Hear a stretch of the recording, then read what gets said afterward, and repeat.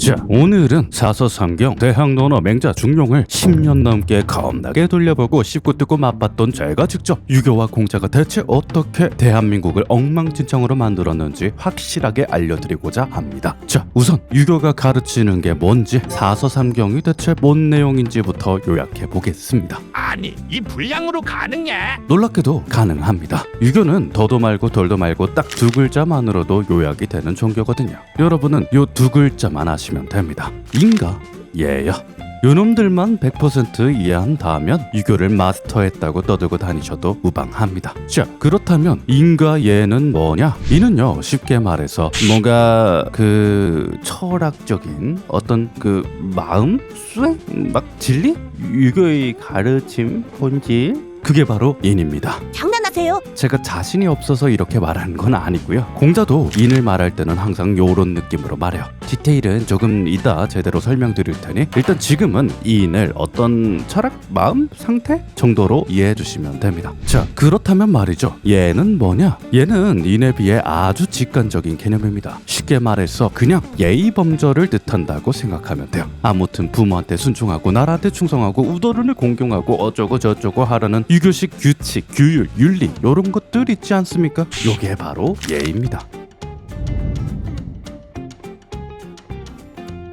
자, 그런데 말입니다. 제가 옛날부터 고전을 읽을 때 가장 신경 쓰라는 포인트가 뭐였죠? 상황입니다. 시대 상황. 누가 어디서 어떻게 어떤 이유로 이런 말을 하게 됐는지 꼼꼼하게 살펴보는 게 가장 우선이라고 설명드렸죠. 그렇다면 한번 따져봅시다. 유교의 창시자라 불리는 공자는요, 무려 2500년 전 춘추 전국 시대에 태어난 사람입니다. 시기상으로 봤을 때는 청동기가 막 끝나가고 철기가 시작될 무렵이고요. 지금 우리 입장에서는 원시인이라고 볼 정도로 아주 미개한 시절이죠. 허구한 날 쥐들끼리 싸우고 백성들은 굶어 죽고 약탈과 노략질, 속임수와 부정부패가 들끓던 무법 시대였습니다. 그런데 그때 공자라는 인간이 딱 등장해서 행복과 평화를 위해 여기저기 일침을 하고 다닌 거죠. 자기 일 열심히 해라, 서로 욕심부리고 싸우지 마라, 윗사람한테 대들지 마라, 이렇게 막무가내 사람들에게 예의 범절, 예를 강조하면서 아무튼 믿고 따르라고 했죠. 공자가 그때 그렇게 머리를 써서 규칙을 만들고 여기저기 퍼뜨려준 덕분에 동아시아는 아주 오랜 기간 안정된 질서를 유지하며 혼란을 예방할 수 있었습니다.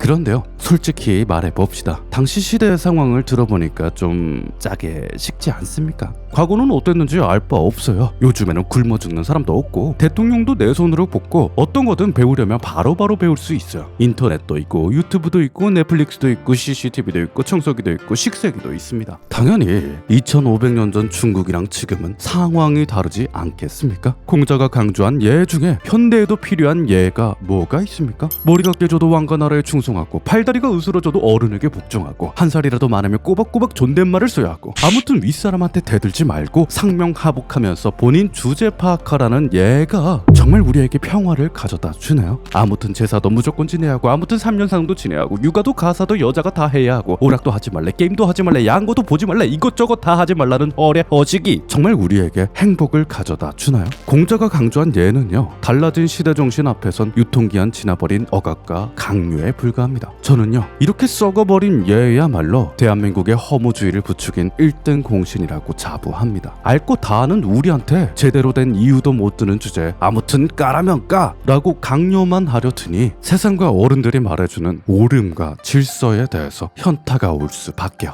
그래요, 이제는 솔직히 말해봅시다. 제사를 대체 왜 지내야 합니까? 여자가 왜 집안일을 해야 합니까? 납득도 안 되는 바보 같은 명령을 왜 따라야 합니까? 나를 막대하는 어른을 왜 존중해야 합니까? 이게 정녕 평화와 행복을 가져다주는 규칙입니까? 공자님, 입이 있으면 한 말씀 해보세요. 예?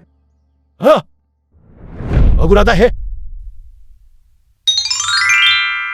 자, 여기서 한 가지 가정을 해봅시다. 지금 이 순간 2500년 전 공자가 지금 21세기로 타임슬립을 하면 어떻게 행동할까요? 제도적으로 자유와 평등의 법이 갖추어지고 모두가 여유롭게 먹고 사는 시대, 공자는 뭐라고 말을 할까요? 물론 케바케 상황 바이 상황이지만 공자는 대부분의 상황에서 비슷하게 행동할 겁니다. 유교를 들먹이면서 여성에게만 집안일을 강요한다면 냅다 욕을 갈길 겁니다.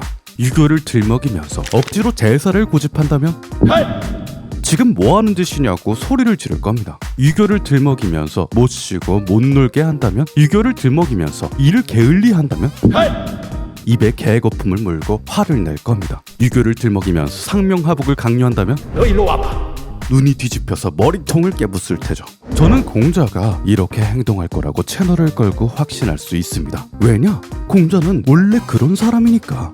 사실 여러분이 공자하면 떠올리는 이미지는요, 누군가가 권력을 위해 지멋대로 해석하거나 누군가가 편의를 위해 지멋대로 바꾸면서 생겨난 짭에 가깝습니다. 악성 팬덤이 고의적으로 공자를 왜곡했다 이 말입니다. 하지만 공자에 대한 오해는요, 공자가 내뱉은 말만으로도 방어 가능합니다. 십선비들이 유학의 핵심이라 주장했던 정명, 네 위치에서 최선을 다하라, 쿠데타 하지 마라, 백성은 백성답게 굴어라 는 말은요, 공자의 왕이면 왕답게, 신하면 신하답게, 군군신신 부부 자자에서 가져온 사상입니다. 하지만 사서 전체를 보면 비중이 굉장히 적은 철학일 뿐더러 애당초 백성들아 네 일이나 잘해라, 윗자리를 넘보지 말라 같은 맥락으로 쓰인 말이 아닙니다. 제가 고전 읽을 때 가장 신경 쓰라는 포인트가 뭐였죠? 상황이라고 했죠?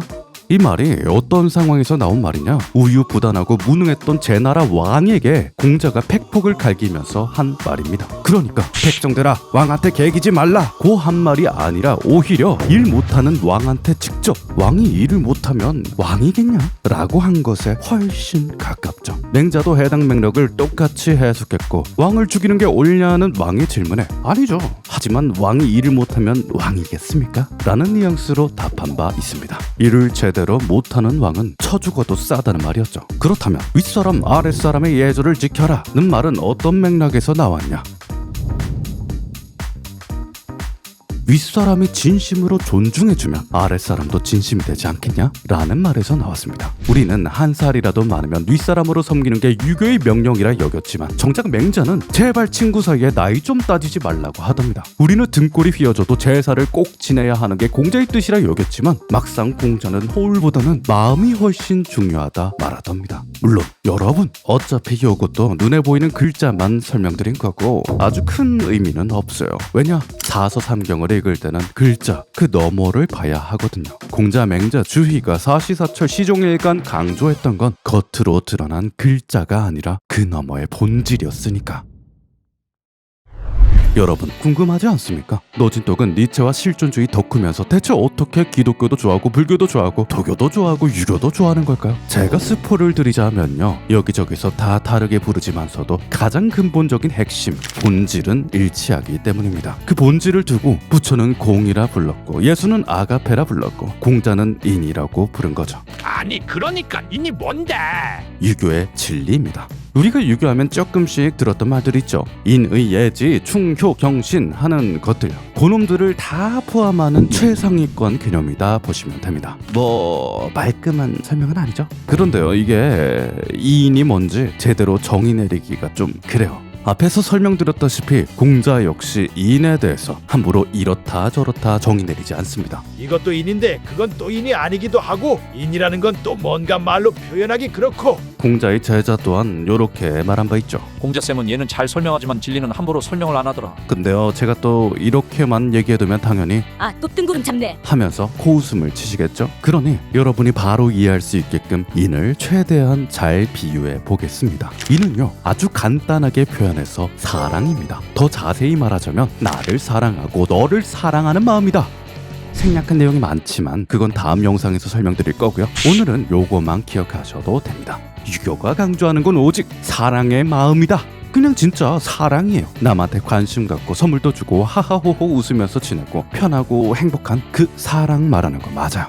아니, 공자도 사랑이라고 말했으면 되잖아. 그렇죠. 공자는 왜 인을 사랑이라 말하지 않았냐? 자, 보세요. 아무리 사랑이 좋다고 해도 결국 마음이라는 건 상황에 따라 다르게 나타나기 마련입니다. 사랑하는 마음조차도 스토커가 가지면 집착이 되고, 유부녀에게 가지면 불륜이 되고, 아이에게 가지면 범죄가 되죠. 마찬가지예요. 아무리 뛰어난 리더십이라도 신입사원이 가지면 오만이 되고, 아무리 뛰어난 팔로십이라도 리더가 가지면 무능이 되죠. 그렇게 공자는 오해의 여지가 없도록 굳이 이게 진리다 저게 진리다 딱딱 정의하지 않았던 겁니다. 그런데 말입니다, 그러다 보니 대체인이 모임. 나도 몰라? 그 똑똑하다는 공자의 제자들도 혼란에 빠지기 일쑤였죠. 이렇게 행동하면 인한 겁니까? 그건 아닌데. 그럼 이건 인인가요? 아닌데. 저거는 인인가요? 이거는요? 그거는요? 아, 답답해 죽겠네. 공자가 인에 대해서 나름대로 막 설명을 하지만 자기가 생각해도 인은요, 말로는 정의 내리기 힘든 너무 어려운 경지예요. 그렇게 똑똑하다는 자기 제자들도 이토록 이해력이 딸리는데 농사짓기 바쁜 일반 백성들이 어떻게 인을 이해하고 실천하겠습니까? 결국 공자는 머리를 굴리다가 기가 막힌 수단을 꺼내 들었습니다.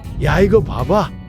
그게 바로 예죠. 그렇습니다. 공자에게 예는요, 비유하자면 답안지와 같습니다. 인한 사람이 100점짜리 마음을 가진 인간이 이런 상황, 저런 위치, 그런 직업에서는 어떻게 행동을 할지, 어떻게 굴지 시대에 맞게 딱딱 정리해 놓은 행동 답안지, 그게 바로 예입니다. 답안지 적어놨으니까 참고해봐. 감사합니다. 덕분에 수많은 사람들이 공자가 쓴 상황별 답안지를 참고하면서 내가 잘하고 있는지 못하고 있는지 열심히 체크하면서 스스로를 단련할 수 있었습니다. 이렇듯 유교에서 예는 정말 중요한 수단이었습니다. 나온표를 잘못 넣었네요. 다시 하겠습니다. 유교에서 예는 정말 중요한 수단이었습니다. 인을 이해하는 수단이요. 자, 앞서 보여드렸죠. 공자는 예를 강조하면서 이렇게 말한 바 있습니다. 얘가 아니면 보지도 말고 듣지도 말고 말도 하지 말고. 암튼 얘 아니면 하지 좀 마. 요 문장은 여기저기 겁나게 인용되면서 공자가 예를 중요시했다는 증거로 쓰곤 합니다. 그런데요, 여러분, 중요한 건 뭐다? 상황이다. 이 말이 나온 상황을 한번 봅시다. 공자는 말합니다. 인을 실천하는 건 너한테 달린겨. 그러자 공자의 제자가 나서서 머리를 긁적이며 이렇게 묻죠. 아니, 선생님, 인을 어떻게 하냐고요? 구체적으로 설명해 주십시오. 얘가 아니면 보지도 말고 듣지도 말고 말도 하지 마. 예. 어때요? 느낌이 오시나요? 예는 중요합니다. 하지만 명확히 해야 해요. 예는 사랑의 마음을 가지기 위한 수단으로서 중요했던 겁니다. 사소상경에서 예는 단 한 번도 사랑의 마음을 앞선 적이 없고요. 애당초 그럴 수도 없고 그래서도 안 되는 개념이죠. 인 없으면 얘가 무슨 의미겠냐? 얘는 나중에 하는 거 맞죠? 야, 크크. 퍼먹을 때도 머리가 깨져도 뒤집어 굴러도 인해야 한다.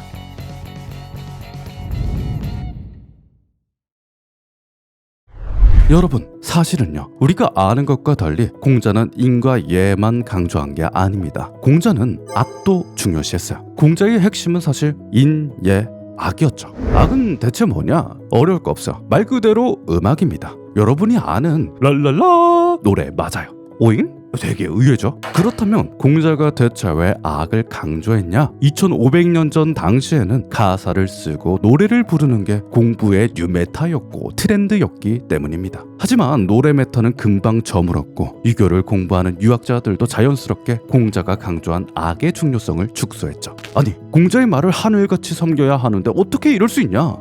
이럴 수도 있는 거예요. 결국 중요한 건 인이고 마음이고 본질이니까 그 본질을 위해 상황에 따라 시대에 따라 유연하게 행동을 하는 것이 공자의 가르침이니까 이런 맥락은요, 사서 중 가장 마지막에 읽어야 한다는 중용만 봐도 알 수 있습니다. 성리학을 집대성한 주인은요, 중용을 이해하기 위한 핵심 개념으로 시중, 수시처중, 권변을 중요시하며 고집 부리지 않는 것을 말했습니다. 쉽게 말하자면 아무리 좋은 가르침이라도 상황에 맞게, 시대에 맞게, TPO에 맞게 도를 벗어나지 않도록 알아서 잘, 딱, 깔끔하고 센스 있게 눈치껏 받아들이란 말이죠. 말은 결국 고정된 것이니 사랑하는 마음조차도 유부남에게 가지지 않도록, 아이에게 가지지 않도록 하고 충성하는 마음조차도 민주주의, 자유주의 사회에서는 강요하지 않도록 하라는 거죠. 결국 결론은 이렇습니다. 공자는 민주주의 국가에서 왕에게 복종해라 같은 말을 할 리가 없고 애당초 한 적도 없습니다. 공자는 자유가 보장된 사회에서 악법을 따르라고 강요할 리가 없고 애당초 한 적도 없습니다. 공자가 할 말은 정해져 있습니다. 허례허식을 생각 없이 따르고 남에게 강요하기만 하는 무식한 어른들에게, 사랑의 마음을 잃고 무조건 의심하고 삶을 비관하는 무식한 청년들에게